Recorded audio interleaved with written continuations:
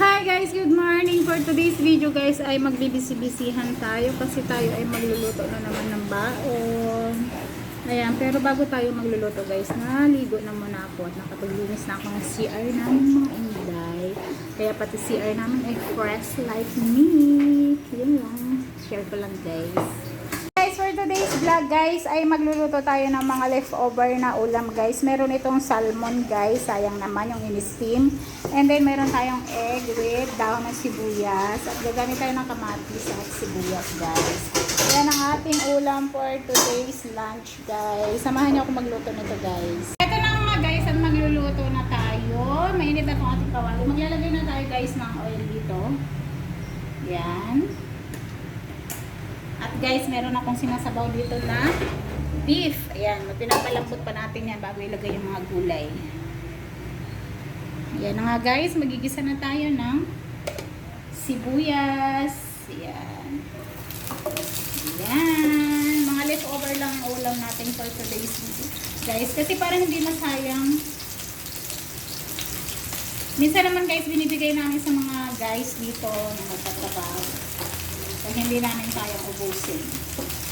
Then, isusunod natin ang kamatis na pampakinis ng kutis. Ayan. Ayan, maglalagay tayo ng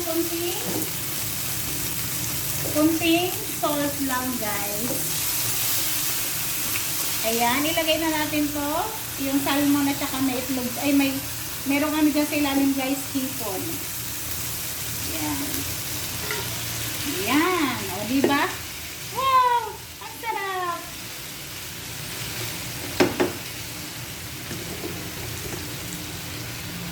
So, ang dami, diba? Sayang naman. Oh. Kaya yan, lalagyan pa rin natin yan ng itlog. May itlog na yung hipon. Magdadagdag pa rin tayo ng itlog, guys, na may dahon ng sibuyas. Yan, haluin natin, guys, para ma-mix-mix yung lasa nito. I'm sure masarap to guys. Kasi may kamatis na, may sibuyas pa.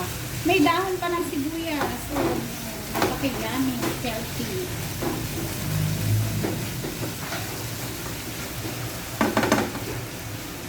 Hindi ko pa ilalagay yung itlog guys kasi nga, kailangan kong maluto muna ito ng maganda. Bago ko ilagay yung aking itlog na may dahon ng sibuyas. Yan, haluin natin guys.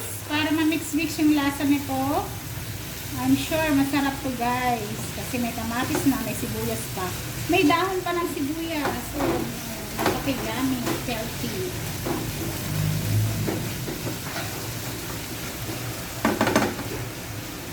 Hindi ko pa ilalagay yung itlog guys kasi nga, kailangan kong maluto muna ito ng maganda. Bago ko ilagay yung aking itlog na may dahon ng sibuyas. At ilalagay na natin yung ating itlog na may dahon ng sibuyas dito sa ating mga leftover na ulam guys. Ayan na siya. O, diba? Ganda-ganda.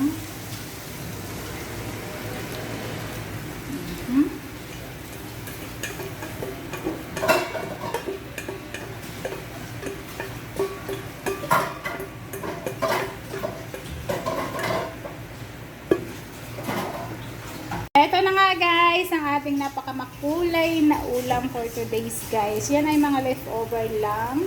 Ayan, ang ganda-ganda. Kulay-kulay niya. Ito na guys, ang finished product ng ating leftover na ulam guys. Na may kasamang salmon belly steam.